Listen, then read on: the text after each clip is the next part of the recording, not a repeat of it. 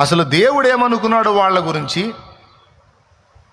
కానీ వాళ్ళు ఏమనుకుంటున్నారు దేవుని ఆలోచనల గురించి. దేవుడంట వాళ్ళందరినీ ఆ దేశానికి తీసుకొచ్చి కత్తివాత చేత చంపించాలని తెచ్చాడంట. ఒకటి, వాళ్ళ భార్యల్ని శత్రువులకు అప్పగించాలని తెచ్చాడంట. వాళ్ళ పిల్లల్ని కొల్ల సొమ్ముగా బానిసలుగా ఆ ప్రజలకు అప్పగించాలని తెచ్చాడంట. మొత్తం మీద టోటల్గా వాళ్ళ ఊహ ఏంటంటే ఇప్పుడు దేవుడి గురించి, వాళ్ళ దేవుడిని గురించి అంటున్న మాట, మమ్మల్ని నాశనం చేయాలని తెచ్చాడు వీడికి అన్నారు. ఎందును బట్టి ఈ మాట అన్నారంటే, వాళ్ళు విన్నదాన్ని బట్టి, వాళ్ళు విన్న చెడ్డ సమాచారమును బట్టి, వాళ్ళు ఎదుర్కొన్న సమస్యను బట్టి, వాళ్ళు ఎదుర్కొన్న శోధనను బట్టి. నిజంగానే దేవుడు అలాగే ఊహించుకున్నాడా? అసలు దేవుని ఊహ ఏంటి? వాళ్ళు అనుకున్నది ఏంటి? ఈరోజు మనం కొన్ని సన్నివేశాలు ఎదుర్కొన్నప్పుడు, మనం కొన్ని ఇబ్బందులు ఎదుర్కొన్నప్పుడు, కొన్నిసార్లు మనకు కూడా ఇలాంటి దుష్ట తలంపులు వచ్చే అవకాశం ఉంది. ఇశ్రాయేలీయుల కంటే మనమేం గొప్ప కాదు.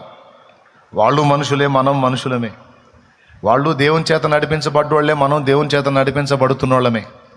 వాళ్ళు కొన్ని ఇబ్బందుల్లో ప్రయాణం చేశారు, మనం కూడా కొన్ని ఇబ్బందుల్లో ప్రయాణం చేస్తున్నాం.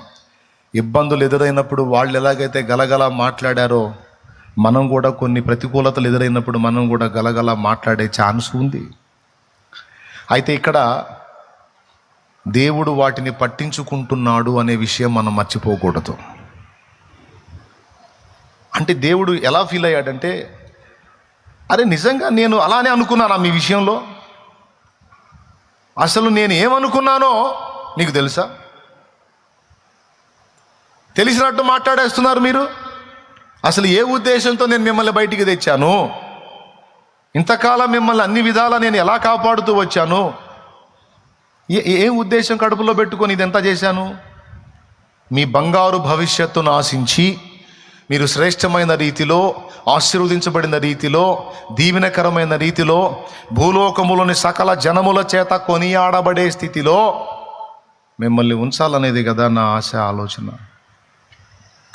నేను మిమ్మల్ని ఎక్కడో ఉంచాలని ఊహించుకుంటే దరిద్రులారా, నేను మిమ్మల్ని నాశనం చేయాలని పూనుకున్నానా? మీ భార్యలను పరుల పాలు చేయాలని పూనుకున్నానా? మీ పిల్లల్ని బానిసలుగా, దోపుడు సొమ్ములాగా, కొల్ల సొమ్ములాగా అప్పగించాలని పూనుకున్నానా? ఈ దేశానికి తెచ్చి కత్తివాత మిమ్మల్ని చంపేదే ఉందిరా, ఒక తెగులు వదిలేనంటే